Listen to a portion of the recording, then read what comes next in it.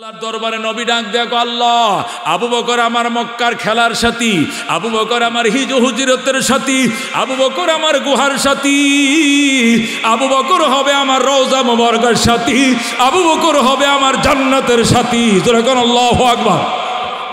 ও আল্লাহ তুমি আবু বকরকে সুস্থ করে দাও, এই বলে মুখের তুতু লাগায় দিছে। আবু বকর ভালো হয়ে গেছে। কি শান কি মান আল্লাহ আবু বকরকে দান করেছে।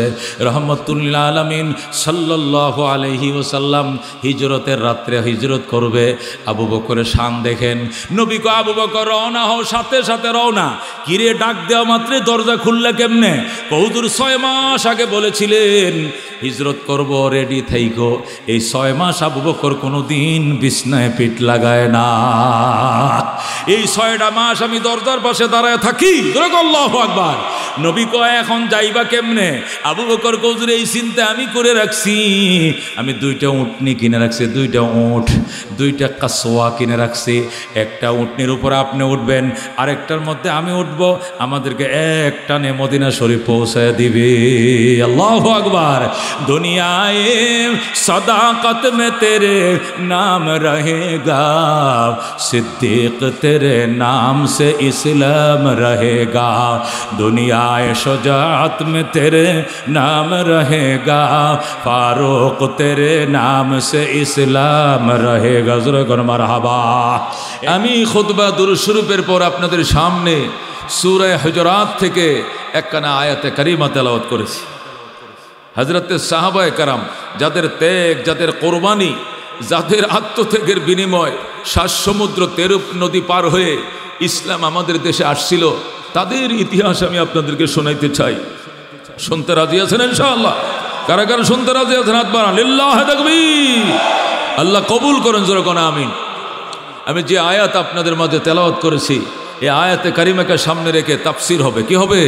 তাফসীর হবে। আল্লাহ তাআলা বলার, বোঝার, আমল করার তৌফিক দান করুক। জোরে কোন আমিন। আল্লাহ বলেন মুহাম্মাদুর রাসূলুল্লাহ, মুহাম্মাদুর রাসূলুল্লাহ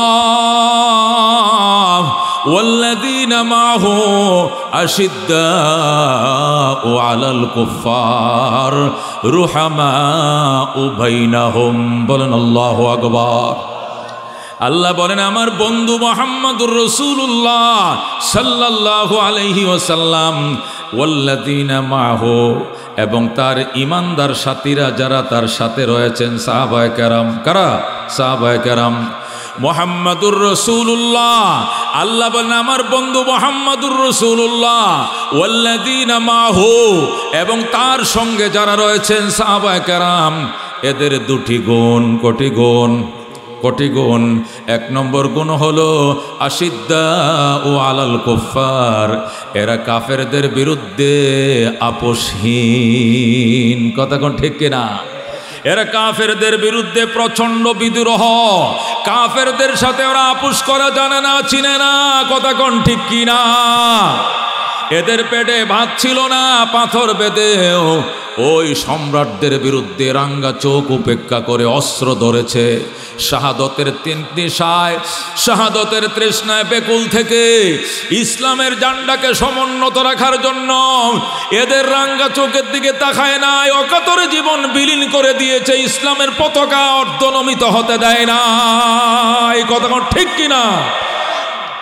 এই ছিল তাদের 1 নম্বর খাসলাত, 1 নম্বর চরিত্র। আশিদ্দাউ আলাল কুফফার রুহামাউ বাইনাহুম, কিন্তু তারা নিজেদের বেলায় একে অপরের প্রতি ছিল অত্যন্ত দয়াময়।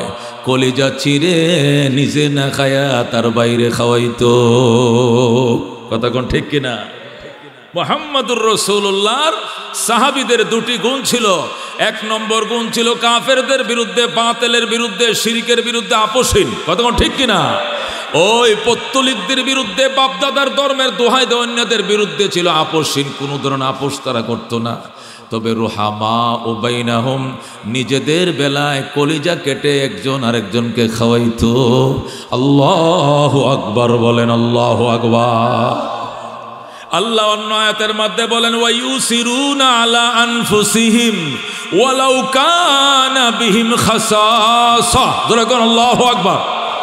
আল্লাহ বলেন ওয়া ইউসিরুনা আলা আনফুসিহিম, আমার বন্ধুর সাহাবায়ে কেরাম, আল্লাহ বলেন আমার নবীর সাহাবীরা, আমার বন্ধুর সাহাবীরা ইউসিরুনা আলা আনফুসিহিম, তারা নিজেদের উপরে অন্য ভাইদেরকে প্রাধান্য দিত।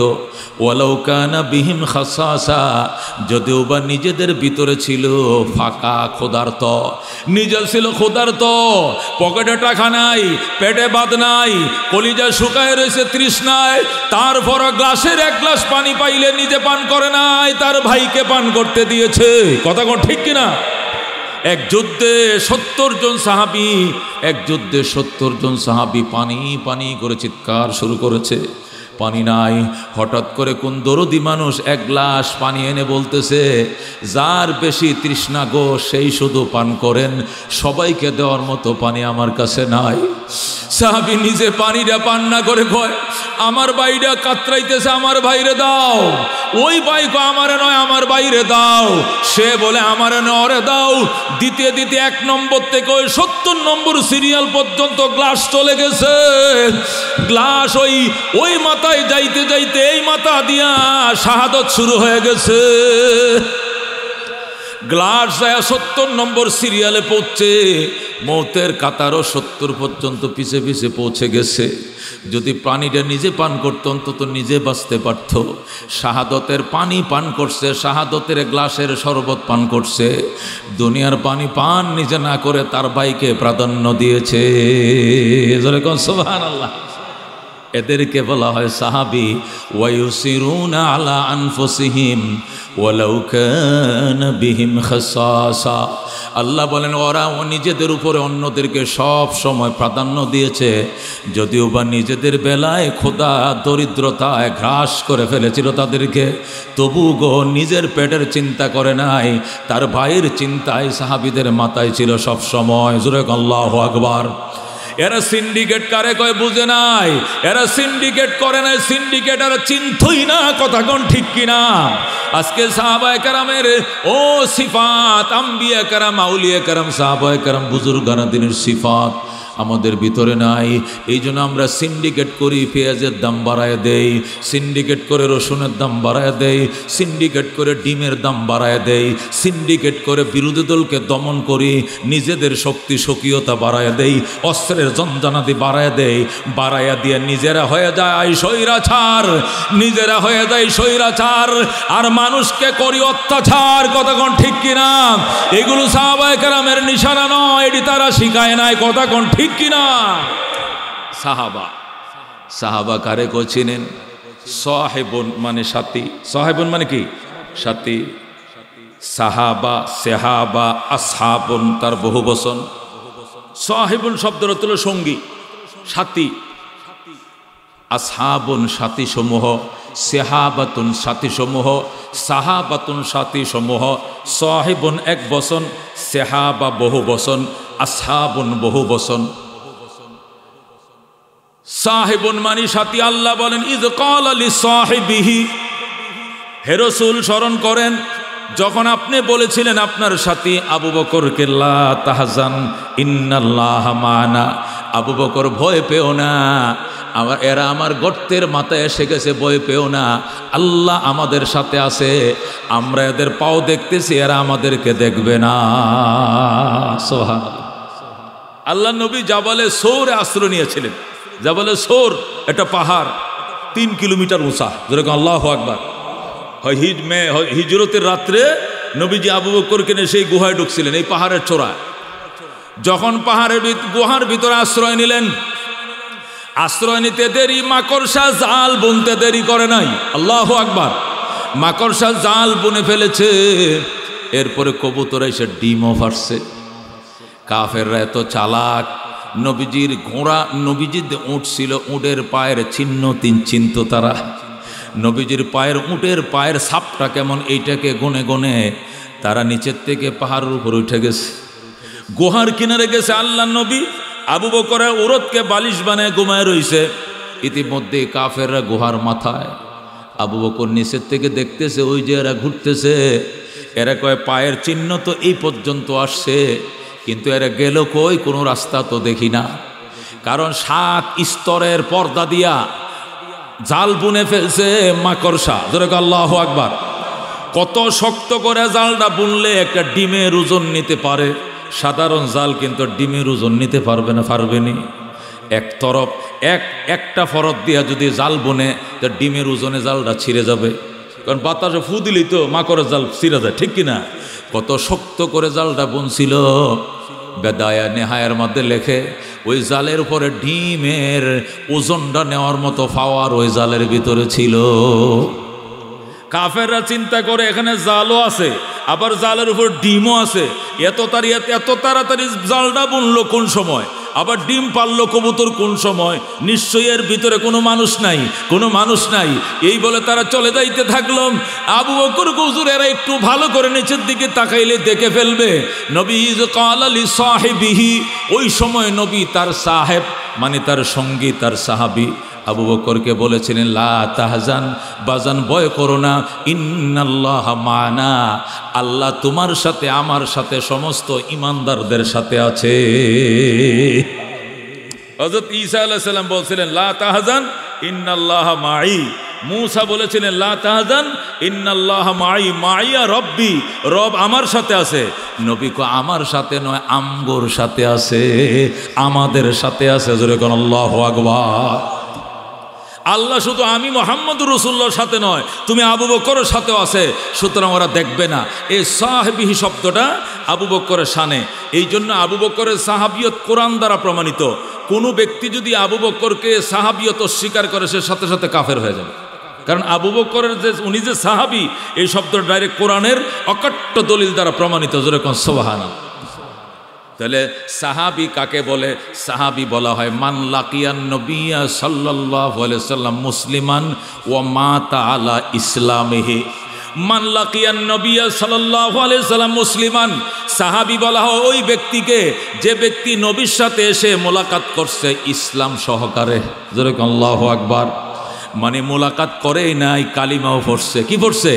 একদিক দিয়ে নবীর সাথে দেখা করছে, আবার তার সাথে কালিমাও ছিল। হয়তো সাহাবীর হাতে কালমা পড়ে নবীর সাথে দেখা করছে, অথবা নবীর সাথে দেখা করে নবীর হাতে কালমা পড়ছে। যেরকম আল্লাহু আকবার। শুধু নবীর হাতে কালমা পড়লে হবে না, ও মাতা আলা ইসলামিহি, এবং ইসলাম নিয়ে কবরে যাইতে হবে, তখন হবে সাহাবী। অনেক লোক এমনও ছিল যে নবীর হাতে কালমা পড়ছিল ঠিক, কিন্তু মরার আগে মুরতাদ হয়ে গেছে। ইন্তেকালের পরে কি হয়ে গেছে? মুরতাদ হয়ে গেছে। ইসলাম নিয়ে নবীর সাথে দেখা করছিল, কিন্তু ইসলাম নিয়ে মরতে পারে না, এর আগে সে মুরতাদ হয়ে ধর্ম থেকে হয়ে গেছে। এমন কিছু মুনাফেকও ছিল, এরা মুনাফেক, এরা মুসলমান নয়। কথা কোন ঠিক কিনা? তাহলে আসেন কথাটা তাফসীরের আঙ্গিকে বলতেছি, বোঝার চেষ্টা করেন, মন দিয়া শুনবেন, খেয়াল করে মনে করবেন আজকে ক্লাসে বইছি, আজকে ওয়াজ নয়, মুফতিউল্লাহ সাহেব আজকে একটা ক্লাস করায় গেছে, একটা দরজ দিয়ে গেছে। এইভাবে মনে রাখবেন, মান লাকিয়ান নবিয়্যা সাল্লাল্লাহু আলাইহি সাল্লাম মুসলিমান ওয়া মাতা আলা ইসলামিহি, যে ব্যক্তি লাকিয়া মোলাকাত করেছে আন নবিয়্যা নবীর সঙ্গে, মুসলিমান ইসলাম অবস্থায়, নবীর সঙ্গে ইসলাম অবস্থায় সাক্ষাৎ করেছে, ও মাতা আলা ইসলামিহি, এবং দীর্ঘদিন দুনিয়ার জীবনযাপন করে মারা যাওয়ার টাইমেও কালিমা নিয়েই কবরে গেছে, ওই ব্যক্তিকে বলে সাহাবী। যেরকম সুবহানাল্লাহ। বন্ধুগণ, ওই সাহাবীদের মর্যাদা কেমন? আল্লাহ রাব্বুল আলামিন কোরআনুল কারীমের মধ্যে ইরশাদ করেন, লাকাদ রাদিয়াল্লাহু আনিল মুমিনিন ইয ইউবাইউনাকা তাহতাশ শাজারাতে। আল্লাহু আকবার। আল্লাহ সাহাবায়ে কেরাম সম্পর্কে বলেন, লাকাদ রাদিয়াল্লাহু আনিল মুমিনিন, আল্লাহ ওই সমস্ত ঈমানদারদের উপরে সন্তুষ্ট হয়ে গেছে। যেরকম আল্লাহু আকবার। লাকাদ রাদিয়াল্লাহু আনিল মুমিনিন, নিশ্চয় সন্তুষ্ট হয়ে গিয়েছেন আল্লাহ তাআলা ওই সকল ঈমানদারের প্রতি। ইয ইউবাইউনাকা তাহতাশ শাজারা, যখন ওই ঈমানদারেরা, ওই সাহাবীরা আপনার সাথে শপথ বাক্য পাঠ করছিলেন তাহতাশ শাজারা, গাছের নিচে বৈশা। যেরকম সুবহানাল্লাহ। 1450 জন সাহাবী। কয়জন? 1450 জন সাহাবী। আল্লাহ নবী সাল্লাল্লাহু আলাইহি সাল্লাম যখন কি করছিলেন?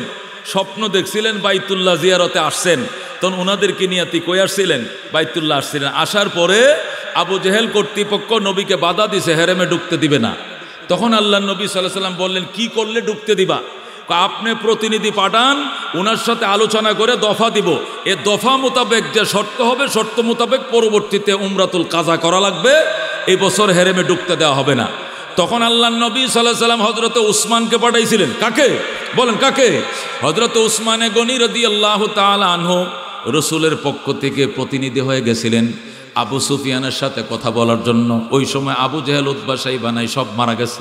ওরা তো উহুদ আর বদরে শেষ।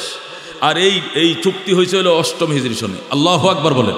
7ম হিজরি সনে আল্লাহর হাবিব সাল্লাল্লাহু আলাইহি ওয়াসাল্লাম উসমানকে পাঠান, উসমান তুমি যা, অন্য কাউকে পাঠান যাবে না। কয় কারণ কি?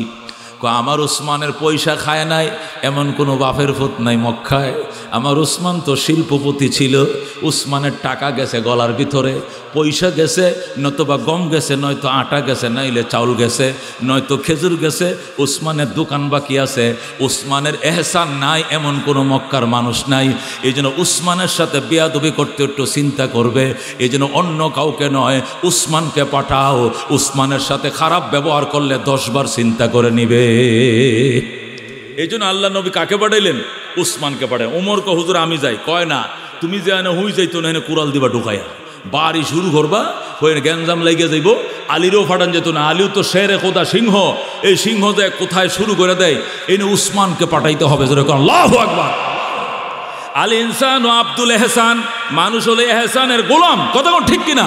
হযরত উসমানে গনি রাদিয়াল্লাহু তাআলা আনহু গেলেন। আবু সুফিয়ান ডাক দেখো, উসমান তুমি এইসব ভালো হয়েছে, অন্য কেউ হইলে অসুবিধা হইতো। তোমার সামনে মাথা উঁচু করার লোক মক্কায় নাই, কারণ এমন বাপের ফুত নাই যে উসমানের মাল খায় নাই, পয়সা খায় নাই। সবাই উসমানের পয়সা খাইছে। এই ঋণ দুনিয়ার জমিনে উসমানকে কেউ শোধ করতে পারবে না। বাবা শোনো, তোমরা না চলে গেছো মদিনায়, মুহাম্মদ দা চলে গেছে মদিনায়, আমরা তো বাচ্চা আছি, আমরা তো এখন আছি। মক্কার নিয়ন্ত্রণ তো আছে, মক্কা তো আর চেইন অফ কমান্ড হারায় নাই। তোমরা এখানে আসবা দীর্ঘ 6 বছর পরে, আমগরে একটু খবর দিয়ে আইবা না যে আমি ওমরা করতে আইতেছে সাহাবিদেরকে নিয়ে। মক্কার তো কর্তৃপক্ষ আছে। উসমানকে আল্লাহর ঘরে আল্লাহর বন্দায় আসবে, এটা যদি অনুমতি লাগে, ওই সমস্ত মানুষের অনুমতির প্রয়োজন হইতো যারা আল্লাহকে বিশ্বাস করে। তোমরা তো আল্লাহকে বিশ্বাস করো না, তোমরা বেঈমান। আল্লাহর ঘরের সম্মান তোমরা বুঝো না, আল্লাহর ঘরের মেহমানের সম্রাট তোমরা কি বুঝবা? এই জন্য তোমাদের কাছে অনুমতি নেওয়ার প্রয়োজন আমার নবী মনে করে নাই। যেরকম আল্লাহু আকবার। আবু সুফিয়ানকে প্রয়োজন মনে করে নাই, আইসে গেছে, ভালো কথা।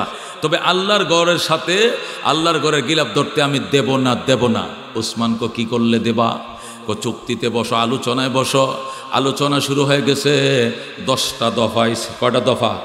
10 দফা। 1 নম্বর দফা হলো, তুমি যেহেতু পারমিশন ছাড়া এদেশ থেকে চলে গিয়েছিলে, আমাদেরকে না বলে রাতের অন্ধকারে আমাদের মুখে ধুলা পড়া দিয়ে আমাদেরকে অন্ধ বানায় চলে গেছিলা।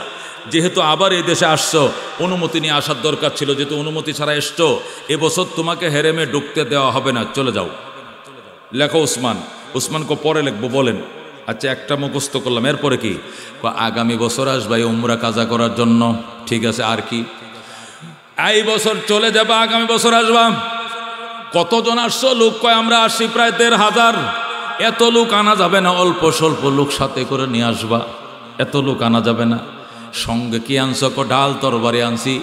ঢাল তরবারি উন্মুক্ত অবস্থায় হেরেম শরীফে ঢোকা যাবে না, খাপের ভিতরে কাবারের ভিতরে তালা মাইরা তরবারি নিয়ে ঢুকতে হবে। আর কি?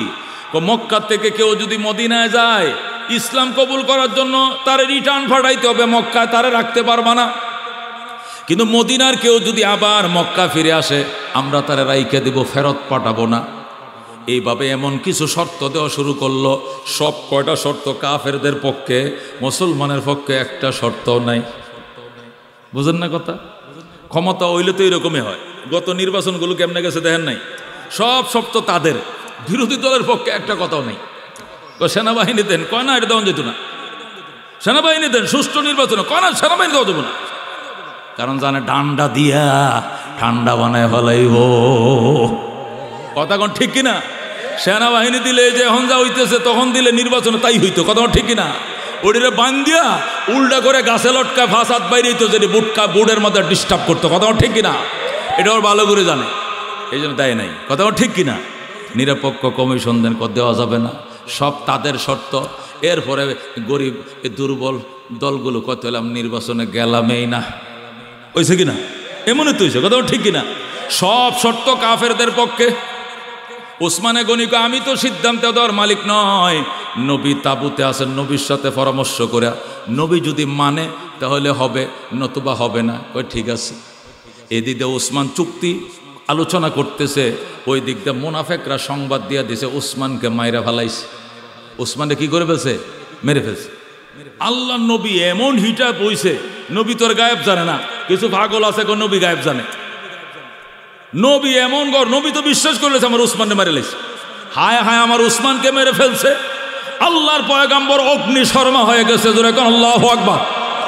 ডাক দেখো সাহাবায়ে কেরাম, তোরা কে কোথায় আসোস? আমি এখন শপথ বাক্য করাবো, মৌতের উপরে, শাহাদতের উপরে তোরা শপথ করবি, যতদিন বেঁচে থাকবে উসমানের রক্তের প্রতিশোধ না নিয়ে মরবি না। কে কে আসোস? সবাই হাত বাড়াইছে। নবী কয় যা, আমার ডান হাতটা আমি উসমানরে দিয়ে দিলাম। এই হাত উসমানের আর এই বাম হাতটা আমি নবীর। আমি উসমানের হাত আমার হাতের সাথে মিলাইলাম, তোরাও মিলা। এবার সবাই নবীর সাথে হাত মিলাইছে। মিলায় কয় উসমানের রক্তের প্রতিশোধ না নিয়ে মক্কার থেকে বাড়িতে যাব না। ওই দিন যে বায়াতটা হয়েছিল এটাকে বায়াতের রিদওয়ান বলা হয়। আল্লাহু আকবার। কঠিন শপথ বাক্য নবী পাপ করাইছিলেন।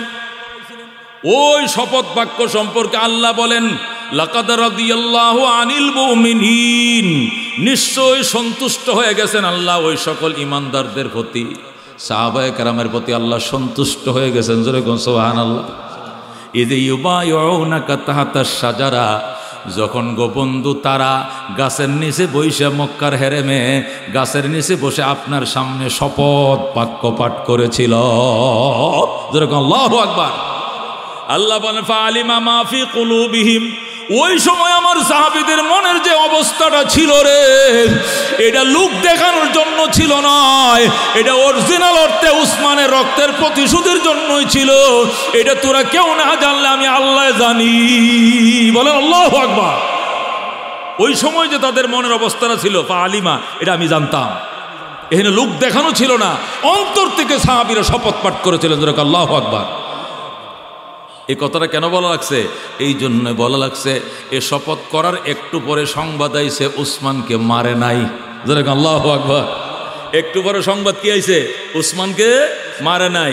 এটা মিথ্যা গুজব রটানো হয়েছে। এই যে গুজব দেখবেন হঠাৎ করে গুজব আয়া পড়ছে, কয় সব সমন্বয়করা পদত্যাগ করছে আর ডক্টর ইউনূস পালায়ে গেছে, দেখবেন সমানে ফেসবুকে লেগে। কথা ঠিক কিনা? এই গুজব এগুলো ওই কাফেরদের অভ্যাস ছিল, মক্কার মুনাফিকদের অভ্যাস ছিল। কথা ঠিক কিনা? এই গুজবে কান দিবেন না। একটু পরে হযরত ওসমান হাজির। আল্লাহ নবী উসমানকে ধরে, হাইরে কান্না বাবা, দিছি যায় হাতের তোরেই দিছি, রে তোর জন্যই। যেরকম আল্লাহু আকবার। দিছি বাবা, জানতাম না তুমি বেঁচে আছো, আমার কাছে সংবাদ আছে তোমাকে মেরে ফেলছে, আমি কিন্তু এই হাতটা দিয়ে দিছি তোমাকে। যেরকম আল্লাহু আকবার। হযরত ওসমান কয় হুজুর এটি আমার জান্নাতে যাওয়ার জন্য যথেষ্ট। যেরকম আল্লাহু আকবার। দিয়েছেন তো হাসরের ময়দানে কিন্তু কইেন ওই হাতটা আমার, ওইটা আমার শরীরের অঙ্গ, এটা ময়দানে হাসরে বলি আমি উসমানের নাজাতের জন্য এটাই যথেষ্ট হবে। যেরকম আল্লাহু আকবার। এরে কই সাহাবায়ে কেরাম, একে বলে সাহাবায়ে কেরাম। আল্লাহ বলেন ইয়া আইয়ুহান নাবিয়্যু হাসবুকাল্লাহ ওয়া মান ইত্তাবাআকা মিনাল মুমিনিন। আল্লাহু আকবার। আল্লাহ কয় ইয়া আইয়ুহান নাবিয়্যু, ও আমার বন্ধু, হাসবুকাল্লাহ, আল্লাহ আপনার জন্য যথেষ্ট। কে যথেষ্ট? আল্লাহ যথেষ্ট। ওয়া মান ইত্তাবাআকা মিনাল মুমিনিন, এবং যে সমস্ত ঈমানদার সরাসরি আপনার অনুসরণ করছে, সাহাবীরা এরাই যথেষ্ট।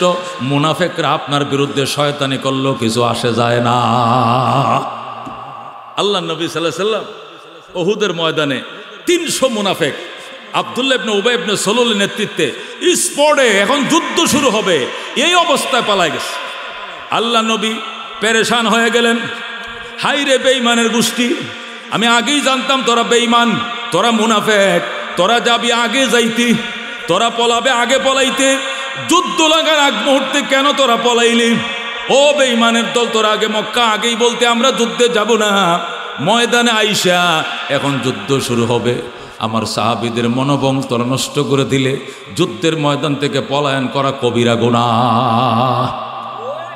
আল্লাহ নবীকে জিজ্ঞাসা করছে ওমা আকবারুল কাবায়ের ইয়া রাসূলুল্লাহ, নবী গো সবচেয়ে বড় কবিরা গুনাহ কি? তো নবী বলছেন আল ফারারু মিনাজ যাহাব, যুদ্ধের ময়দান থেকে পলায়ন করা। যত কবিরা গুনাহ এর মধ্যে ডেঞ্জারাস কবিরা গুনাহ হলো যুদ্ধের ময়দান থেকে পলায় যাওয়া। কতক্ষণ ঠিক কিনা? কারণ হলো একটা লোক যদি পলায় যায় যুদ্ধ ময়দান থেকে, একটা লোকের পলায়নের কারণে 100 লোকের মনোবল নষ্ট হয়ে যাবে। কতক্ষণ ঠিক কিনা? হায় হায় উনি চলে যাইতেছে, তাহলে আমি কেমনে থাকবো? এই যে একটা হীনমান্যতা তৈরি হবে, এতে সবার হাঁটুর নিচে কাঁপ ধরে ফেলবে। না, ও এই অবস্থা মনে হয় ভালো না, লো আমিও যাই। হে কবে তুমি গেলে আমিও গেলাম, একের পর এক লোক পলাইতে থাকবে। কতক্ষণ ঠিক কিনা? বন্ধুগণ, সাহাবায়ে কেরাম স্টিলের মতো দাঁড়িয়েছিলেন। 1000 সাহাবী নিয়ে নবী উহুদের ময়দানে ঢুকছিলেন। 300 জন পালায় গেছে। 50 জনকে রুমাত পাহাড়ের উপরে রাখলেন। যারা হজে গেছেন দেখছেন একটা ঠিলা আছে উহুদের ময়দানের সামনে, যেখানে হাজিরা উঠে, এটাকে রুমাত পাহাড় বলা হয়। আর পিছনের বড় পাহাড়টাকে বলা হয় উহুদ পাহাড়। ওই রুমাত পাহাড়ের উপরে, ঠিলাটার উপরে আব্দুল্লাহ ইবনে জুবাইর রাদিয়াল্লাহু তাআলা আনহুর নেতৃত্বে 50 জন তীরন্দাজ সাহাবীকে দাঁড় করাইছিলেন, যে পিছন থেকে খালেদ বিন ওলীদ আক্রমণ করতে পারে। ওই সময় খালেদ মুসলমান হয় নাই, ওকে তোমরা রুকবা, আর 650 সাহাবী নিয়ে আমি কাফেরদের মোকাবেলা করব। ও বন্ধু, 650 সাহাবী নিয়ে আল্লাহর হাবিব কাফেরদের বিরুদ্ধে যুদ্ধ শুরু করলেন। কাফেররা পলাইতে শুরু করছে। যখন আল্লাহু আকবার। এই অবস্থায়, কঠিন অবস্থায় 300 কাফের পালায় গেল।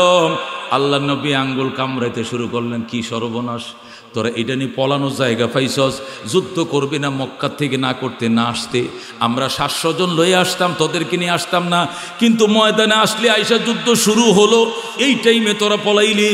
আল্লাহ নবী, আল্লাহ ডাক দেখো, বন্ধু এসো, টেনশন কিসের? হাসবুকাল্লাহ ইয়া আইয়ুহান নবিয়্যু, ওগো আমার বন্ধু, হাসবুকাল্লাহ, আল্লাহ আপনার জন্য যথেষ্ট। ওয়া মান ইত্তাবাকা মিনাল মুমিনিন, এবং আপনার সাথে অনুসারী সাহাবীরা যারা আছে ঈমানদার, এরাই যথেষ্ট। এরা একজনে 100, একজনে 1000 বয়ের কোনো কারণ নাই। আল্লাহ, এরে কই সাহাবায়ে কেরাম কি কুরবানি এদের ইসলামের জন্য। আল্লাহ রাব্বুল আলামিন কোরআনে কারীমের মধ্যে ইরশাদ করেন, রাদিয়াল্লাহু আনহুম ওয়া রাদু আন, আল্লাহ এদের প্রতি সন্তুষ্ট, এরাও আল্লাহর প্রতি সন্তুষ্ট। জোরে বলেন আল্লাহু আকবার। আল্লাহ ওনাদের প্রতি সন্তুষ্ট, তারাও আল্লাহর প্রতি সন্তুষ্ট। এদেরকে বলা হয় সাহাবায়ে কেরাম। জোরে বলেন আল্লাহু আকবার। নবী বলেন, আল্লাহ আল্লাহ ফি আসহাবি, আল্লাহর দোহাই, আল্লাহর দোহাই, সাহাবায়ে কেরাম, আমার সাহাবায়ে কেরাম, আল্লাহ আল্লাহ।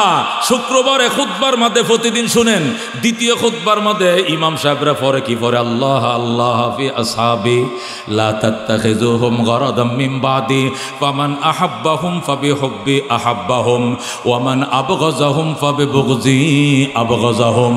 নবী বলে, আল্লাহ দোহাই, আল্লাহ দোহাই, আমার সাহাবীদেরকে কেউ সমালোচনা করিও না, আমার সাহাবীর সাথে বিদ্বেষ রেখো না, আমার সাহাবীকে গালি দিও না।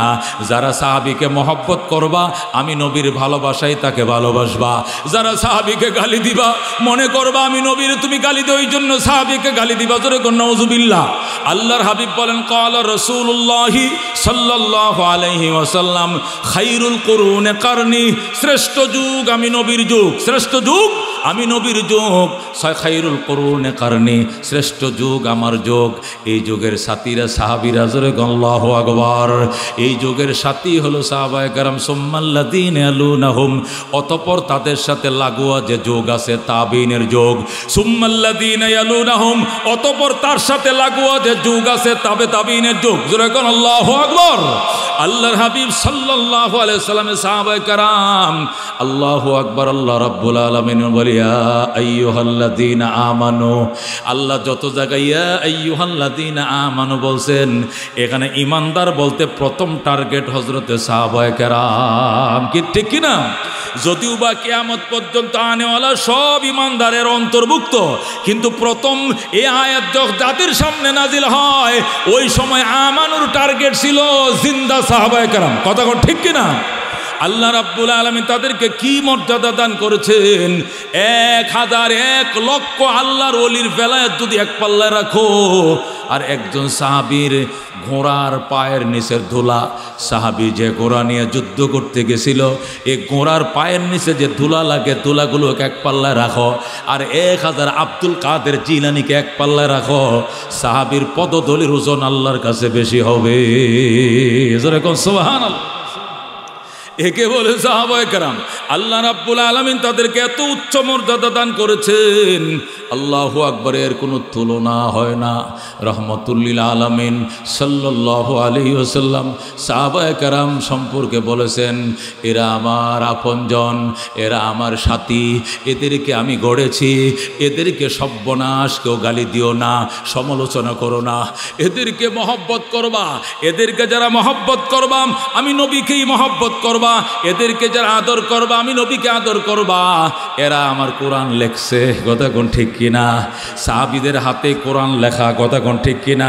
সাহাবীদের মুখে হাদিসের বয়ান শোনা। যারা কিতাব লেখছে বুখারী শরীফ, মুসলিম শরীফ, এগুলো বর্ণনা কোনো সাহাবীর থেকে আনছে। হযরতে মুআবিয়া রাদিয়াল্লাহু তাআলা আনহু সহ ও মুসলমান প্রায় 12-13 জন সাহাবায়ে কেরাম, ওনারা কোরআন শরীফ একবারে আলিফ থেকে নিয়ে নাস সিন পর্যন্ত 6666টি আয়াত এটা লেখছে সাহাবায়ে কেরাম।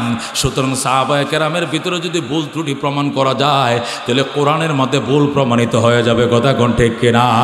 সাহাবীদের দোষ দেখা দিলে ইসলামের ভিতরে দোষ দেখা দিবে, কথা কোন ঠিক কিনা? এই জন্য আল্লাহর হাবিবের উম্মত, আল্লাহর হাবিব সাল্লাল্লাহু আলাইহি সাল্লামের সাহাবায়ে কেরাম সম্পর্কে সাবধান। সকল সাহাবায়ে কেরামের মধ্যে সর্বশ্রেষ্ঠ সাহাবী হলেন হযরতে আবু বকর, জোরে আল্লাহু আকবার। সকল সাহাবীদের মধ্যে সর্বশ্রেষ্ঠ সাহাবী কে? হযরতে আবু বকর।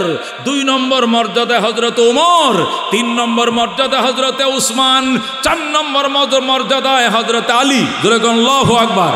সকল সাহাবায়ে কেরামের মধ্যে সর্বশ্রেষ্ঠ সাহাবী হলেন 4 জন খোলাফায়ে আরবা। খোলাফায়ে আরবা যাদেরকে খোলাফায়ে রাশিদিন বলা হয়, যারা 30 বছর পর্যন্ত খেলাফত করেছিলেন, রাষ্ট্র পরিচালনা করেছিলেন, এই 4 জন হলেন সমস্ত সাহাবীর মধ্যে শ্রেষ্ঠ, বলেন আল্লাহু আকবার।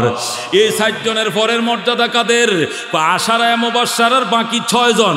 আশারায়ে মুবাশশারা জান্নাতের সুসংবাদ প্রাপ্ত সাহাবী সর্বমোট 10 জন। কয়জন? 10 জনের মধ্যে প্রথম 4 জন তো আবু বকর, ওমর, উসমান, আলী আছেই, কথা ঠিক কিনা? এর বাকি 4 জন হযরতে আবু বকর ফিল জান্নাহ, ওমর ফিল জান্নাহ, উসমান ফিল জান্নাহ, আলী ফিল জান্নাহ। 7 জন বাদ দিলে তলহা ফিল জান্নাহ, জুবাইর ফিল জান্নাহ, সাদ ইবনে আবি ওয়াক্কাস ফিল জান্নাহ, সাঈদ ইবনে যায়েদ ফিল জান্নাহ, আব্দুর রহমান ইবনে আউফ ফিল জান্নাহ, আবু উবায়দা ইবনুল জাররাহ ফিল জান্নাহ। আরো 6 জন, জোরে কোন সুবহানাল্লাহ। তাহলে খোলাফায়ে আরবা, খোলাফায়ে রাশিদিনে 4 জন, আবু বকর, ওমর, উসমান, আলী, ওই 4 জন। এরপরে এই 6 জন, কয়জন হলো? 10 জন। এদেরকে আশারায়ে মুবাশশারা বলা হয়। এই 10 জনের মধ্যে খোলাফায়ে আরবা হলো 1 নম্বরের মর্যাদা, সর্বশ্রেষ্ঠ। এরপরে বাকি 6 জনের মর্যাদা। এই 10 জনের পরে সবচেয়ে সম্মানের সাহাবী হলো বদরের যুদ্ধ যারা অংশগ্রহণ করেছেন, সুবহানাল্লাহ। আল্লাহর হাবিব বলেন, আমার বদরের ময়দানে যে 313 জন সাহাবী অংশগ্রহণ করেছিল, এদের ব্যাপারে আমার আল্লাহ সব কিছু খোলামেলা জানে। এরা যদি মৌতের আগে আর কোনো ইবাদত না করে, এদের জান্নাত থেকে কেউ ফিরে রাখতে পারবে না। আল্লাহু আকবার। আল্লাহ এদের সমস্ত গুনাহ মাফ করে দিয়েছেন। আল্লাহ তাআলা বদরের সাহাবীদের জিন্দেগির গুনাহ মাফ করে দিয়েছেন। আল্লাহু আকবার। তাহলে এই 10 জনের পরে বদরি সাহাবীদের মর্যাদা।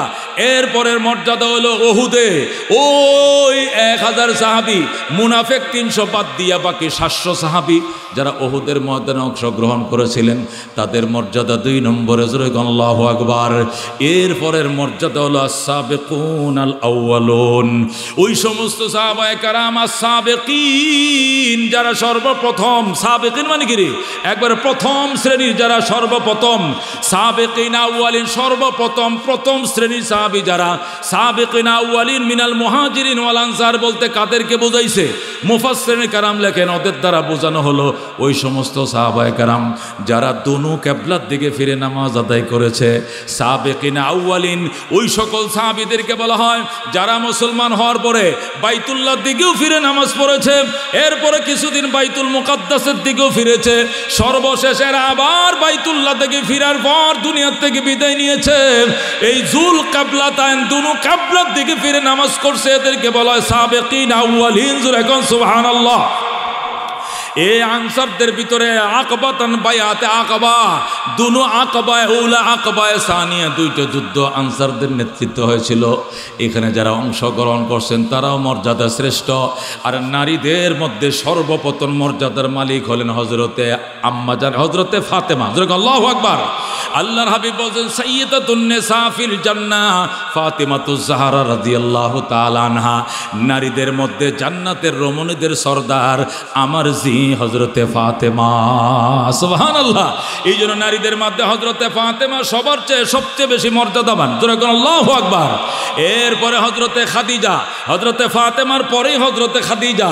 হযরতে খাদিজা রাদিয়াল্লাহু তাআলা আনহা বলেন আল্লাহ নবীর জন্য যখন আমি খাবার নিয়ে যাইতাম জাবালে নূরে 39 দিন খাবার নিয়ে, 40 দিনের মাথায় যখন আমি খাবার নিয়ে গেলাম, পাহাড়ের নিচে গিয়া খাবারের বাটিগুলো রাখলাম, রাইকা উন্নাটা দিয়া যখন আমি কোমরটা বাঁধতে শুরু করলাম, দেখি একটা লোক পাশে দাঁড়ানো, জুব্বা পরা। আল্লাহু আকবার। আমি তারে বললাম ভাই আপনি কে? উনি কয় আপনি কে? বল আমি বললাম আমি খাদিজা। খাদিজা কে? আমার স্বামী এই পাহাড়ের চূড়ার মধ্যে মুরাকাবায় বইছে, আমি ওনার জন্য ডেলি খাবার নিয়ে আসি। আল্লাহু আকবার।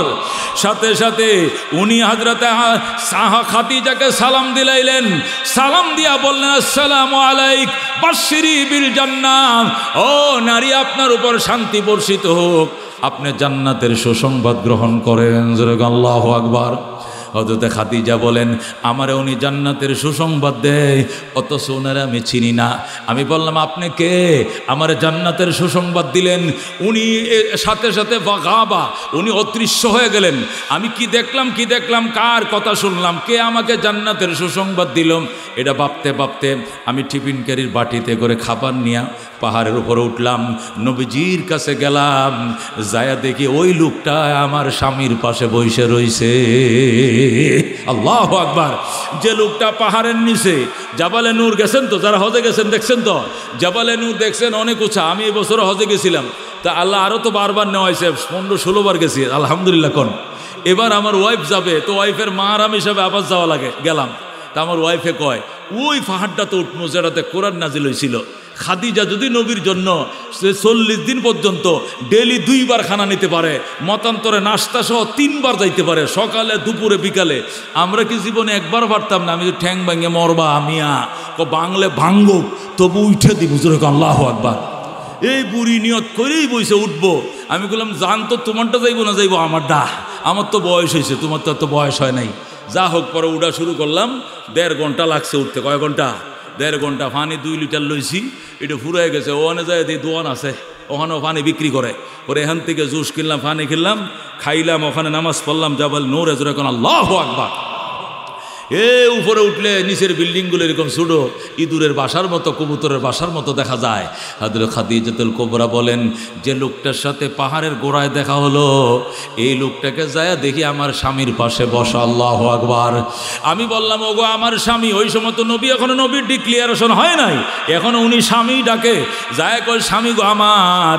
এই লোকটাকে কয় কেন? কয় পাহাড়ের গোড়ায় আমি যখন খাবার ডানে উঠার প্রস্তুতি নিচ্ছিলাম, আমি কোমরে উন্নাটা বাঁধতেছিলাম, লোকটা আমার সামনে হঠাৎ করে দৃশ্যবান, আমারে সালাম দিল, জান্নাতের সুসংবাদ দিল। নবী কো তুমি কি উনাকে চিনো না? কয় না, চিনার তো কথা নয়, উনি সমস্ত ফেরেশতাদের সরদার হযরতে জিবরাইল আলাইহিস সালাম। হযরত আম্মা জান বলে উনি নি জিবরাইল? কহা উনি জিবরাইল। আল্লাহু আকবার। ও জিবরাইল ফেরেশতার সাথে আপনার সাথে কি, উনার সাথে আপনার কি সম্পর্ক? নবী কয় খাদিজা তুমি সুসংবাদ গ্রহণ করো, একটু আগে উনি আল্লাহর পক্ষ থেকে আমাকে রিসালাত দিয়ে গেছে, আমি আল্লাহর রাসূল হয়ে গেছি। আল্লাহ আমাকে রিসালাত দিয়েছেন, ওই জিবরাইলের মাধ্যমে আজকে আমি সুসংবাদ লাভ করছি। 1 নম্বর সুসংবাদ, আজকের থেকে আমি আল্লাহর রাসূল, আমাকে নতুন শরীয়ত এবং কিতাব দেওয়া হয়েছে। আজকে সূরা আলাকের 5টা আয়াত আমাকে তেলাওয়াত করে শোনাইছে জিবরাইল। বলে আল্লাহু আকবার। খাদিজা বলে ওই লোকটার সাথে আমি আজকেই তো দেখা হয়েছে, এই লোকই তো আমারে জান্নাতের সুসংবাদ দিয়েছে এবং সালাম জানাইছে। আল্লাহু আকবার। খাদিজা তুমি সৌভাগ্যশীল, যাও আমার আগে জিব্রাইলে তোমাকে বলে দিছে তুমি জান্নাতি। আল্লাহু আকবার। হযরত খাদিজা বলেন তাহলে আপনি যেহেতু আল্লাহর পয়গম্বর, তাহলে এই নবীর প্রথম উম্মতের খাতায় নামটা আমি লেখাই। পাহাড় থেকে নামার পর, পাহাড় থেকে জমিনে নামার পর কালমা পড়ন না লোকের অভাব থাকবে না। পাহাড়ের উপরে তার কোনো মানব নাই, একদিক দিয়ে জিবরাইল আর একদিক দিয়ে নবী, মাঝখানে আমি জিবরাইলকে সাক্ষী রেখে বললাম আশহাদু আল্লাহ ইলাহা ইল্লাল্লাহ ওয়া আশহাদু আন্না মুহাম্মাদান আবদুহু ওয়া রাসূলুহু। হযরতে খাদিজা সেখানে কালমা পড়ে মুসলমান হয়ে যায়। জোরে কোন আল্লাহু আকবার। বন্ধুগণ, আম্মাজান খাদিজা রাদিয়াল্লাহু তাআলা আনহা নারীদের মধ্যে হযরতে ফাতেমার পরে তার মর্যাদা, উনিও জমিনে থেকে জান্নাতের সুসংবাদ লাভ করেছেন। আমার হাজার হাজার মা বোনরা এসো, ও মা শোনো, একটু ভাত পাকাইলে, একটু সংসারের কাজ কাম করলেই স্বামীকে স্বামীর বিরুদ্ধে নালিশ দিতে থাকো, এত কাম এত কাম, সংসারিক এত কষ্ট। হযরতে খাদিজাতুল কুবরা রাদিয়াল্লাহু তাআলা আনহা রান্না বান্নাও করতেন, সব ব্যবস্থাও করতেন, ব্যবসাও চালাইতেন, নবীজির কাপড় চোপড়ের ব্যবস্থাও করতেন, খানার ব্যবস্থা করতেন, পাকাইতেন। আবার ওই পাক করা খাবার নিয়া মক্কা থেকে প্রায় 3 কিলোমিটার, মাইলে হবে 2 মাইল, কিলোতে হবে 3 কিলো, মক্কা থেকে 3 কিলোমিটার সোজা হাইটে যায়া আবার 1 কিলোমিটার উপরে, 1.5 কিলোমিটার উপরে উঠতে হতো।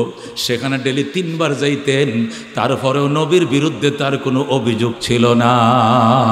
যেরকম আল্লাহু আকবার। এরা স্ত্রী, এরা আমাদেরকে শিখাইছো মা, স্বামীর একটু গরম পানি করে দিলে তোমার কষ্ট হয়, তুমি একটু গরম পানি করে দিলে তোমার স্বামী ফজরের নামাজটা কাজা করতো না, নামাজটা ছুটতো না। একটু রান্না বান্না করবা, সারাদিন রোদে শুকায়, বৃষ্টিতে ভিজে, ঘরে আসার পর যদি একটু খেদমত না করো, বেচারার মনটা উঠবে কেমনে? আদর দিবা, যত্ন দিবা। তোমার চাকরি করা তোমার দায়িত্ব নয়, ইনকাম করা তোমার দায়িত্ব নয়। স্বামী ইনকাম করবে, সুন্দরভাবে পরিবেশন করবা, আদর দিবা, সোহাগ দিবা, বাসনা দিবা, এটাই তোমার কাছে চায় স্বামীরা।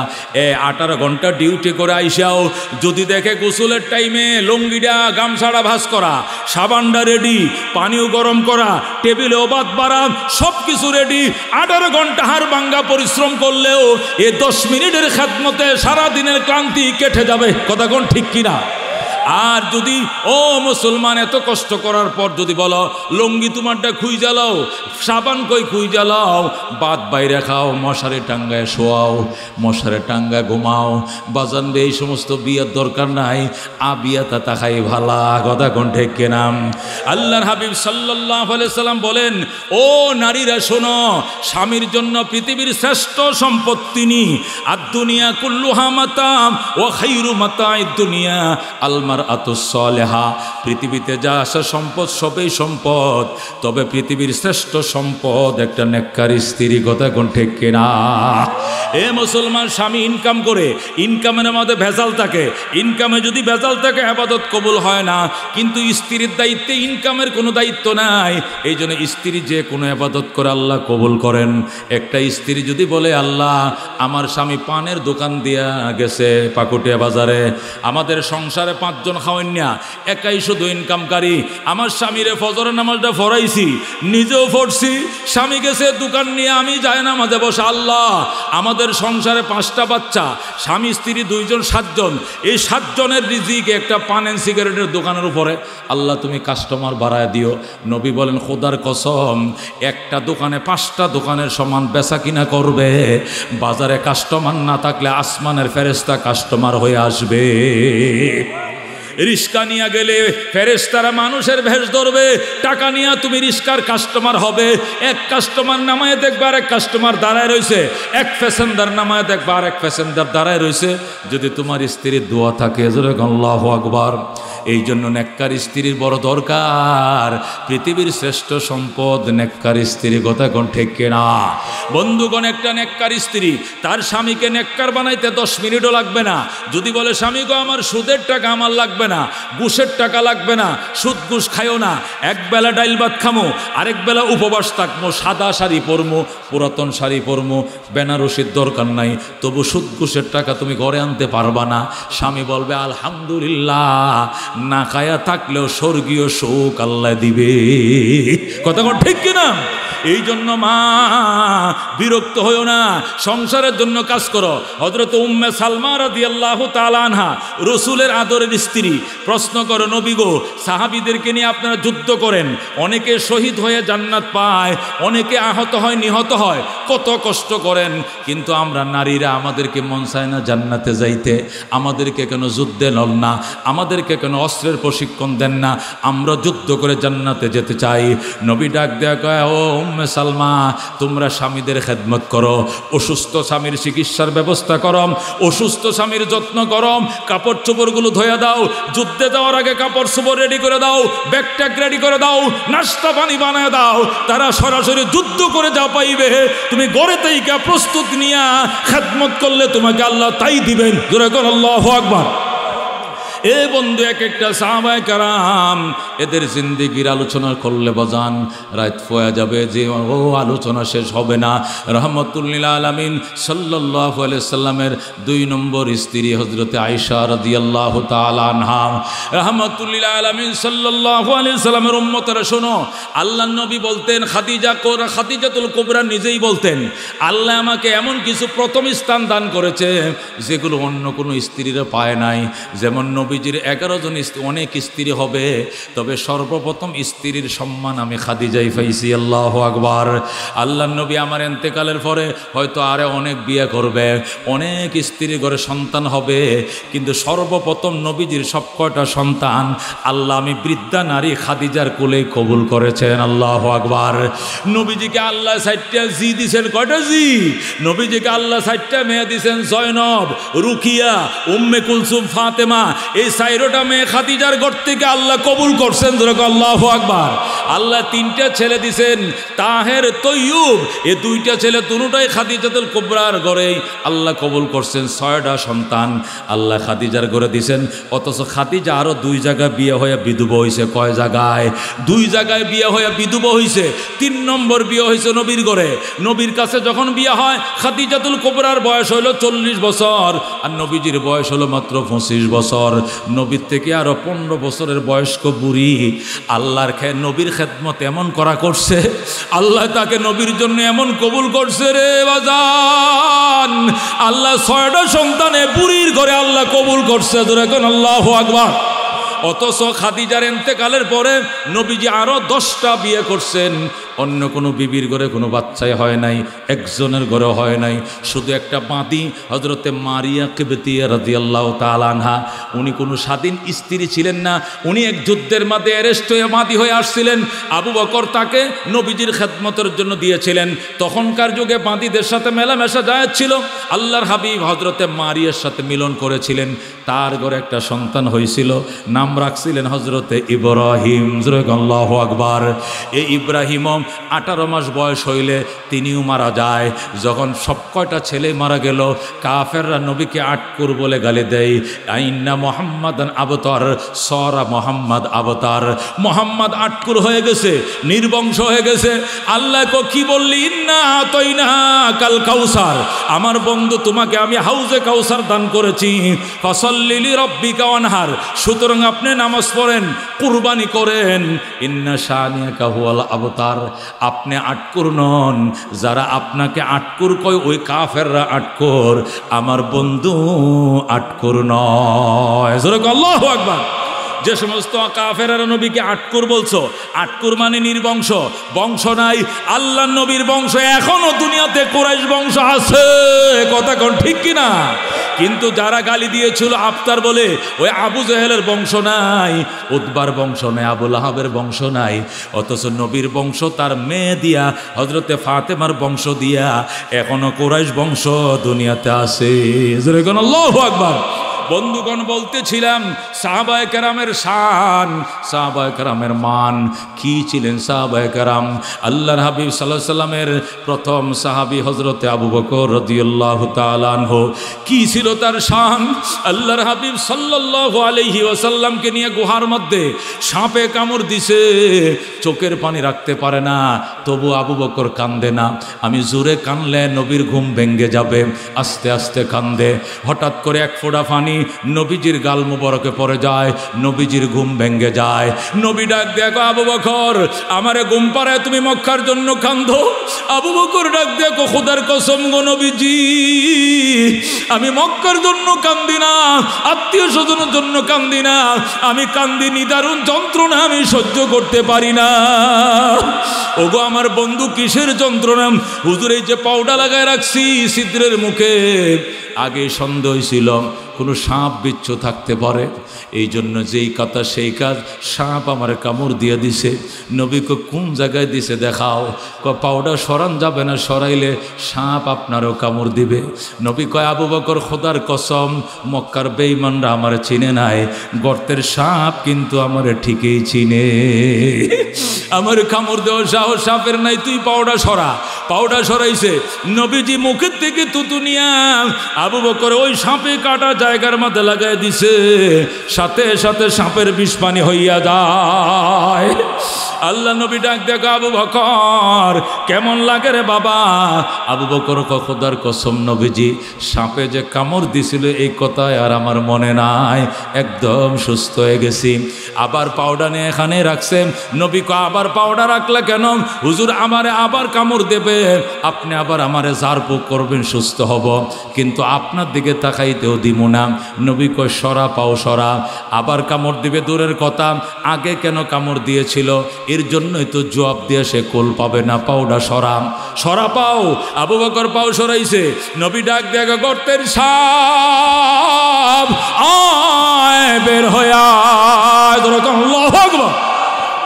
শাহ ওলিউল্লাহ মুহাদ্দিস দেহলভী রহমতুল্লাহ আলাইহি কিতাবে লেখে, যেই মাত্র নবী ডাক দিছে সাপরে আয়, সাপ মাথা বের করে কয় আল্লাহ গো আমার জবান খুলে দাও, তোমার নবীকে সালাম জানাই। আল্লাহ সাপের জবান সাথে সাথে খুলে দিয়েছে। আল্লাহু আকবার। আল্লাহ সাপের জবান খুলে দিয়েছে। সাপ নবীরে কয় আসসালাতু ওয়াসসালামু আলাইকা ইয়া রাসূলুল্লাহ, আসসালাতু ওয়াসসালামু আলাইকা ইয়া হাবিবাল্লাহ। ওগো রহমাতুল লিল আলামিন, আমার সালাম গ্রহণ করেন। নবী কয় রাখ তোর সালাম। আবু বকরকে কামড় দিলে কার অর্ডারে কার থেকে অনুমতি নিয়েছস? সাপ ডাক দেয়া কয় রাসূলুল্লাহ ইয়া হাবিবাল্লাহ, আমি কামড় দিতে চাই নাই, আমি লেজ দিয়া বারবার গুঁতো দিয়েছি। আবু বকর পাউডার সরা, নবীর একটু দেখতে দে। নবীকে দেখার জন্য এখানে আমি 1000 বছর আগে আশ্রয় নিয়েছি। আমি আগের এক নবীর মুখ থেকে শুনেছিলাম রহমতুল লিল আলামিন মক্কায় আসবেন, হিজরত করে মদিনা যাবেন, যাওয়ার টাইমে এই গুহায় আশ্রয় নেবেন। আমি আগের কোন মনীষীর মুখে শুনছিলাম, সেই দিন থেকে আমি গুহায় আশ্রয় নিয়েছি। ওগো আল্লাহর হাবিব, আপনাকে এক নজর দেখার জন্য আমি কত বছর এখানে আমি আশ্রয় নিয়েছি। আমি একটু পানি খাইতেও গুহার বাহিরে যাই না, আমি আদার খাইতেও বাহিরে যাই না। কোন সময় বুঝি নবী আইসা চলে যায়, কিন্তু আপনার আবু বকর এত চালাক, আইসাই গুহারে ডুইকাই, গুহার ভিতরে ডুইকাই সব কয়টা ছিদ্র বন্ধ করে দিয়েছে। এদিকে ছিদ্র ছিল এটাও বন্ধ করছে, এটাও বন্ধ, ওইটাও বন্ধ, সব কয়টা ছিদ্র বন্ধ, একটা ছিদ্র খোলা ছিল, এখানে সে পাউডার লাগায় রাখছে। আমি লেজ দিয়ে গুঁতা দিছি পাউডার সরা, আমি মাথা দিয়ে গুঁতো দেই নাই, কারণ আমার মাথার মধ্যে বিষ লাগলে আবু বকরের ব্যথা হবে, কষ্ট পাবে। কিন্তু আমি এত ওয়ার্নিং দিলাম, আবু বকর আমার ভাষা বুঝে নাই, সে পাও সরাইতে চায় নাই। অবশেষ আমি নিরুপায় হয়ে কামড় দিয়েছি। ওগো আল্লাহর হাবিব, আমি নিরুপায় হয়ে কামড় দিয়েছি আপনাকে এক নজর দেখার জন্য। আল্লাহু আকবার। নবী ডাক দেখা করতে, সাপ কথা কম বল বেটা, আমার না দেইকা থাকতি, তারপরেও তুই কেন কামড় দিলে? সাপ কয় রাসূলুল্লাহ ঠিকই বলছেন, না দেখেই থাকতাম, কিন্তু কামড় দিয়েছে ওই আশায় যে গুহায় আবু বকর আমি সাপের কামড়ে ধ্বংস হবে, আমার কামড়ে আবু বকর কষ্ট পাবে, ব্যথায় কাতর হয়ে যাবে। ওই গুহার মধ্যেই পৃথিবী বিখ্যাত ডাক্তার শুয়ে রইছে। এই ডাক্তার একটু শুয়ে দিলে এই সাপের ব্যথা পানি হয়ে যাবে। আল্লাহু আকবার। এই জন্য কামড় দিয়েছি, আমার ব্যথায় আবু বকর অসুস্থ হবে জানতাম, কিন্তু এইটাও জানতাম এই গুহার মধ্যে পৃথিবীর বিখ্যাত ডাক্তার শুয়ে রয়েছে, আপনার মুখের থুতু লাগায় দিলেই ভালো হয়ে যাবে। ওগো আল্লাহর হাবিব, এক নজর দেখলে জাহান্নাম হারাম হয়ে যায়। আপনাকে একটু দেখার জন্যই আমি এখানে এসেছিলাম। আমি অনেক বছর আগে এখান থেকে এখানে থাকি, আপনাকে ডান দিক থেকে দেখবো কেমন দেখা যায়, বাম দিক থেকে ফোকাস দিব কেমন দেখা যায়, সামনের থেকে ফোকাস মারবো কেমন দেখা যায়, কিন্তু সব কয়টা রাস্তা আবু বকর বন্ধ করে দিছে, শুধু একটা রাস্তা খোলা ছিল, এখানে পাউডার লাগায় রাখছে নবী গো। আবু বকরকে অনেক ওয়ার্নিং দিছি, পাউডার সরায় না। আমি নিরুপায় হয়ে তারে কামড় দিছি, দংশন না করলে আবু বকর পাও সরাবে না, এই জন্য দংশন করেছি, মাফ করে দেন। নবী ডাক দেয়া কয় সাপ, আবু বকরের কাছে মাপ চা। আবু বকর বলে হুজুর আপনার মহব্বতে কামড় দিয়েছে, মাফ করে দিলাম। জোরে কোন আল্লাহু আকবার। এ বন্ধু, এক একটা সাহাবীর অবদানের কথা বললে রাত পোয়া যাবে। রহমতুল্লিল আলামিন সাল্লাল্লাহু আলাইহি ওয়াসাল্লাম আল্লাহর দরবারে নবী ডাক দেখো, আল্লাহ আবু বকর আমার মক্কার খেলার সাথী, আবু বকর আমার হিজরতের সাথী, আবু বকর আমার গুহার সাথী, আবু বকর হবে আমার রওজা মুবারকের সাথী, আবু বকর হবে আমার জান্নাতের সাথী। জোরে কোন আল্লাহু আকবার। ও আল্লাহ তুমি আবু বকরকে সুস্থ করে দাও, এই বলে মুখের তুতু লাগায় দিছে। আবু বকর ভালো হয়ে গেছে। কি শান, কি মান আল্লাহ আবু বকরকে দান করেছে। রহমতুল্লিল আলামিন সাল্লাল্লাহু আলাইহি ওয়াসাল্লাম হিজরতের রাত্রে হিজরত করবে। আবু বকরের শান দেখেন। নবী কো আবু বকর রওনা হও, সাথে সাথে রওনা। কিরে ডাক দেওয়া মাত্রে দরজা খুললে কেমনে? বহুদূর 6 মাস আগে বলেছিলেন হিজরত করব, রেডি থাইকো। এই 6 মাস আবু বকর কোনোদিন বিছনায় পিঠ লাগায় না। এই 6টা মাস আমি দরজার পাশে দাঁড়ায় থাকি। আল্লাহু আকবার। নবী কয় এখন যাইবা কেমনে? আবু বকর কৌজুর এই চিন্তা আমি করে রাখছি, আমি 2টা উটনি কিনে রাখছি, 2টা উট, 2টা কাসওয়া কিনে রাখছি। একটা উটনির উপরে আপনি উঠবেন, আরেকটার মধ্যে আমি উঠব, আমাদেরকে এক টানে মদিনা শরীফ পৌঁছায় দিবে। আল্লাহু আকবার। दुनियाए सदाकत में तेरे नाम रहेगा, सिद्दीक तेरे नाम से इस्लाम रहेगा, दुनियाए शुजाअत में तेरे नाम रहेगा, फारूक तेरे नाम से इस्लाम रहेगा। ज़रूर मरहबा। एक एक साहबी शान हजरत उमर फारूक रज़ियल्लाहु ताआला अन्हु जेरूजालेम चिठी लिखते, ओ जेरूजालेमेर ইহুদিরা অর্ধেকটা দুনিয়া দখল করছি, জেরুজালেম আমি আসতেছি, সেনা পাঠাইছি, তাড়াতাড়ি জেরুজালেম শহর বুঝাই দে। জোরে আল্লাহু আকবার। যদি বুঝাই দিতে দেরি করো, উমর আসতেছে। জেরুজালেমের কর্তৃপক্ষ সর্বনাশ, অর্ধেক জাহানের বাদশা আইলে তো উপায় নাই। ওরা চিঠির জবাব দিছে, স্যার আপনি আসেন, আপনার চেহারাটা দেখা মাত্রই জেরুজালেম সিলিন্ডার করে দেব, খালি আপনি আসেন, কোনো যুদ্ধ টুদ্ধ লাগতো না। হযরত উমর রওনা করছে, এই গোলাম ঘোড়া রেডি কর, চাবুক রেডি কর, গদি বসা। হযরত উমর রওনা করছে, গোলাম রেকর্ড টান লাগাম, 1 মঞ্জিল 3 মাইল পর্যন্ত টানছে। টানার পরে দাঁড়া, 1 মঞ্জিল হয়েছে নি, কইছে তুমি ঘোড়ার ফিটে উঠে বস, এখন অর্ধ জাহানের বাদশা উটের লেগাম ধরে টানবে। আল্লাহু আকবার।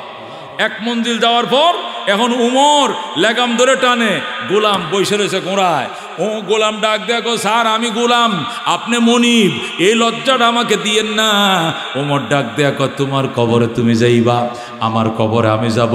হাসরের ময়দানে যদি আল্লাহ জিজ্ঞাসা করে, ওমর তুমিও যে রক্ত মাংসের মানুষ ছিলা, এই গোলামটারেও তো ওই রক্ত মাংস দিয়ে বানাইছিলাম, তোমার যেরকম আরামায় শান্তির দরকার ছিল, এরও কি শান্তির দরকার ছিল না? কেন গো 1 সপ্তাহ রাস্তা শুধু গোলাম দিয়া উঠটা নাইছো আর তুমি মাতবরের মতো বৈশা রইছো। ওই দিন অর্ধেক জাহানের বাদশা হয়েও রেহাই পাওয়া যাবে না। কেমন ছিল সাম্য, কেমন ছিল মানবিক মর্যাদা, কেমন ছিল ভাতৃত্ব বন্ধু, এটা ইসলাম শিখাইছে, বেঈমানরা শিখাইতে পারবে না, ফ্যাসিস্টরা শিখাইতে পারবে না। কথা কোন ঠিক কিনা? ওমর টানে 1 মঞ্জিল, গোলামে টানে 1 মঞ্জিল, টানতে টানতে টানতে যখন জেরুজালেম পৌঁছে গেছে, একবার লাস্ট যে মঞ্জিলটা 3 কিলোমিটার বাকি আছে, জেরুজালেমের মন্ত্রী মিনিস্টাররা ফুলের মালা লয়ে দাঁড়ায় রয়েছে, অর্ধজাহানের বাদশাকে রিসিপশন জানাবে, ওয়েলকাম জানাবে। হঠাৎ করে সিরিয়াল আসছে, উমরে টানবে, গোলাম বৈশা থাকবে। যেরকম আল্লাহু আকবার। সিরিয়াল কোনটা আসছে? এখন লাস্টেরটা। এখন কে টানবে? উমর লাগাম ধরে টানবে, আর কে বৈশা থাকবে? গোলাম বৈশা থাকবে।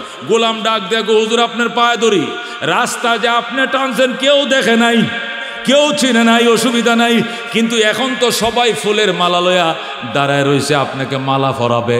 অর্ধেক জাহানের বাদশা আপনাকে অভ্যর্থনা দিবে, লাল গালিচা সংবর্ধনা দিবে, উষ্ণ সংবর্ধনা জানাবে। এখন আপনি বৈশা থাকেন, আমি টানি, প্রয়োজনে মদিনায় যাওয়ার টাইমে আপনি ডবল টাইম নেন, তারপরে এখন সিরিয়াল আমারে দেন। ওমর ডাক দেখো, কথা কম, আমার কবরে আমাকে যাইতে হবে, আমার জব আমাকে দিতে হবে, তুই দিবি না। আল্লাহু আকবার। হযরত ওমর উটের লাগাম ধরে টানা শুরু করছে, আর গোলামডারে টুপি টাপি সব ফরায়া, মুকুট টুকুট ফরায়া গোলাম রে বয়ায় রাখছে উটের ভিড়ের উপরে। জেরুজালেম ইহুদি নেতারা, তখন বাইতুল মুকাদ্দাস ইহুদিদের দখলে ছিল, ইহুদি নেতারা আইসা ওই গোলাম রে মালা ফরায়, গোলাম রে সালাম আলকি দেয়, গোলাম রে অভ্যর্থনা জানায়। গোলাম কয়, বাবা আমি না, আমি না, আমি না। অর্ধেক জাহানের বাদশা ওই লাগামে ধরে টানতেছে, উনি বাদশা, উনি আমিরুল মুমিনিন, আমি নয়, উনি খলিফাতুল মুসলিমিন, মালা উনারে ফরান, আমাকে ফরান না। জোরে কর আল্লাহু আকবার। ও মুসলমান, এখন জেরুজালেম কর্তৃপক্ষ পাগল হয়ে গেছে। বলে কি? অর্ধেক জাহানের বাদশা রশি ধরে টানে। উনি কি আপনার ছেলেনি, রাজপুত্র নি? কয় না। উনি আপনার মন্ত্রী পরিষদের প্রধানমন্ত্রী নি? কহেও না। উনি প্রেসিডেন্ট নি? কয় না। তাহলে উনার কে তো এত সম্মান? কো উনি আমার গোলাম। জোরে কর আল্লাহু আকবার। উনি আমার টাকায় কেনা খরিদা গোলাম। আল্লাহ গোলামেরও অধিকার দিয়েছে, মনিবেরও অধিকার দিয়েছে। মনিবের যেরকম অধিকার আছে, গোলামেরও আছে। ইসলামের সবার অধিকার নিশ্চিত করেছে, এই জন্য আমি তার উপরে জুলুম করি নাই। এখন সিরিয়াল ছিল, আগের সিরিয়ালে সে টানছে, এখন আমার সিরিয়াল পড়ছে। অর্ধেক জাহানের বাদশা হতে পারি, কিন্তু সিরিয়াল ভঙ্গ করে জালেম হতে পারবো না। হযরত ওমর ফারুক যখন এই ভাষণ দিলেন, ও ইহুদি জেরুজালেম কর্তৃপক্ষ এসে কয়, স্যার রাস্তার মধ্যে এই জেরুজালেমের দায়িত্ব আপনার হাতে আমরা তুলে দিলাম, স্বাক্ষর করে কয়, ধরেন জেরুজালেমের দায়িত্ব আপনি নিয়ে নেন। এমন শাসক গোষ্ঠীর হাত থেকে বাইতুল মুকাদ্দাস ধরে রাখার ক্ষমতা আমাদের নাই। জোরে কোন আল্লাহু আকবার। क्या नजर थे जिसने मुर्दो को मसीहा कर दिया, दिल को रोशन कर दिया, आँखों को बीना कर दिया, खुद न थे जोरा पर और के हादी बन गए।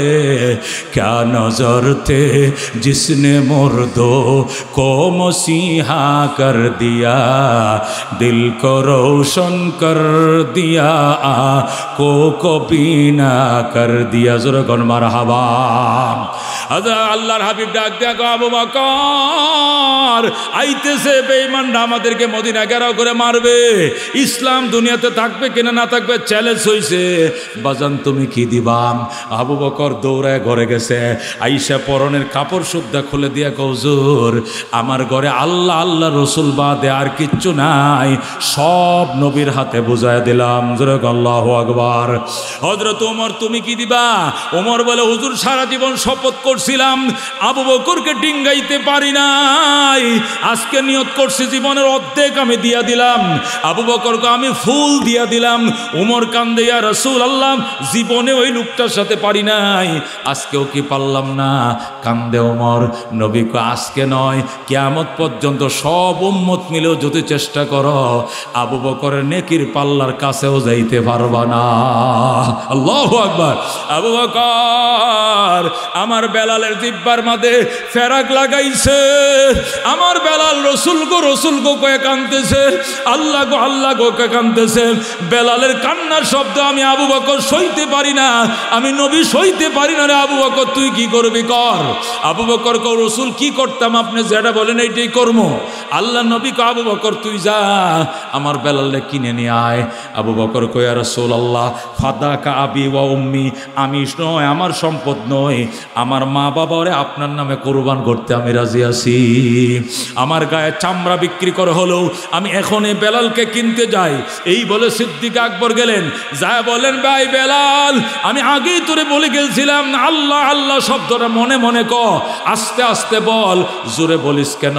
বেলাল ডাক দিয়ে কো বাবা ভাই আমার আবু বকর, ওগো আমার বড় ভাই, খোদার প্রেমের তসবিহ এটা যত ছাপা দিতে মন চায় আরো বুক ফাইটা বের হয়, যতই আস্তে বলতে চেষ্টা করি আমি পারি না, কলিজা ছিঁড়ে বের হয় আল্লাহ আল্লাহ আল্লাহ। ও আবু বকর, এই নাম লুকায় বলার সুযোগ নাই, এই নাম আস্তে বলার সুযোগ নাই রে আবু বকর, আমি যতই চেষ্টা করি আরো বুক ফেটে বের হয়, এই কারণে তো তোমাকে মারে। বেলালকে যতই মারে এতই স্বাদ বাড়ে। কি মধু খাওয়াইলে মুরে, কি আগুন জ্বলছে অন্তরে, কি মধু খাওয়াইলি মুরে, কি আগুন জ্বলছে অন্তরে, আমার পাগল মনটা রয় না ঘরে, পাগল মনটা রয় না ঘরে, কেমনে কই সেই কাহিনী আয় রে সকল খুদার পাগল কলব কর নোরানি, যে দেখেছে তার চেহারা সে হয়েছে গৃহহারা। কতক্ষণ ঠিক কিনা? যে দেখেছে তার চেহারা সে হয়েছে গৃহহারা, আমার প্রেমের হাওয়ার জ্বালায় জ্বালায়, প্রেমের হাওয়ার জ্বালায় জ্বালায়, জীবন মরণ হয় পানি আয়ের সকল খুদার পাগল কলব কর নোরানি, আয়ের সকল মৌলার পাগল কলব কর নোরানি। বেঈমানরা বেলালের হাতে বাঁধছে ফিডায়, ফিডাইতে ফিডাইতে জল্লাদের শরীরে ব্যথা হয়ে যায়। বেলাল হাসে আর কারো মার, যত বেশি মারবে মহব্বত বাড়বে। বলে আল্লাহু আকবার। উমাইয়া ইহুদির বাচ্চা উমাইয়া আইসে কো বুঝেছি এমনি হবে না, হাতে পায়ে বাঁধছে, বান্ধা জিব্বাটা বের করে জিব্বার মাতে ফেরাক গরম করে ফেরাক ঢুকাইয়া দিছে। তারপরও বেলাল বলে আহাদ আহাদ আহাদ। আল্লাহ নবীর হাতে কালমা পরে বেলাল মুসলমান হইছে। সাহাবীদের শান বলতেছিলাম, শুনো, যেই মাত্র বেলাল মুসলমান হইছে কে যেন যায়া নাইজেরিয়ায় বলে দিছে, ও বেলালের বাবা, ও বেলালের মা, তোমাদের বেলাল মুসলমান হয়ে গেছে, বাপদাদা ধর্ম ছেড়ে দিছে। মদিনা মক্কায় যায় বেলাল মুসলমান হয়েছে, মোহাম্মদের হাতে কালমা পড়ছে।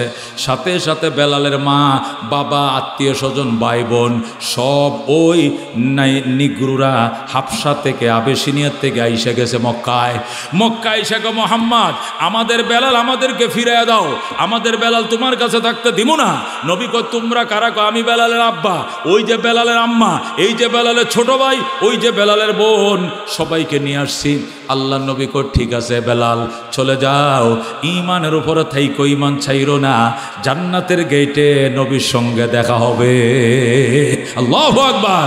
বেলাল কান্দিয়া রাসূলুল্লাহ, ও ইয়া হাবিবাল্লাহ, ও গো আল্লাহর হাবিব, আমি আমার বাবারে বলছি বাবা তুমি চলে যাও, ও মা তুমি চলে যাও, আমার ভাই বোনরা চলে যাও, তোদেরকে না দেখে থাকতে পারবো, আমি নবীকে না দেখে বাঁচবো না, আমি নবী ছাড়া বাঁচবো না। ও গো আল্লাহর নবী আপনি আমাকে যাইতে কয়েন না। নবীর কদমের মধ্যে ফাঁসা মারে দেখো ইয়া রাসূলুল্লাহ, ইয়া হাবিবাল্লাহ, আপনার জন্য আমার বাকি জীবনটা কোরবান, আমি আপনাকে রাইখা যাবো না। বলেন আল্লাহু আকবার।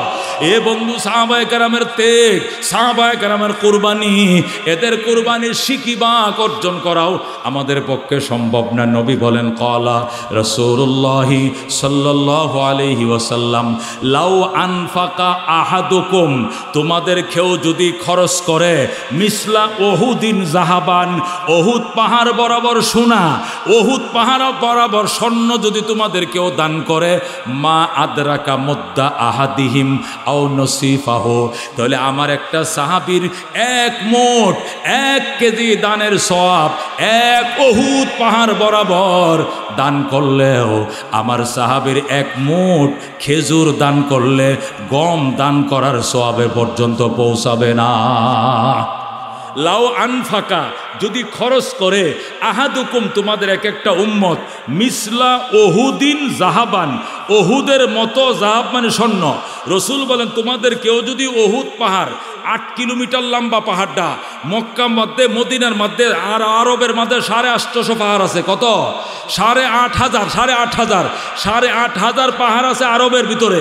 তার মধ্যে সবচেয়ে বড় পাহাড় হলো উহুদ পাহাড়, 14 কিলোমিটার লম্বা, এর চেয়ে কোনো বড় পাহাড় ছিল না। এই জন্য যে কোনো ইবাদতের সওয়াব তুলনা করলে রসুল উহুদ পাহাড় দিয়ে তুলনা দিতেন।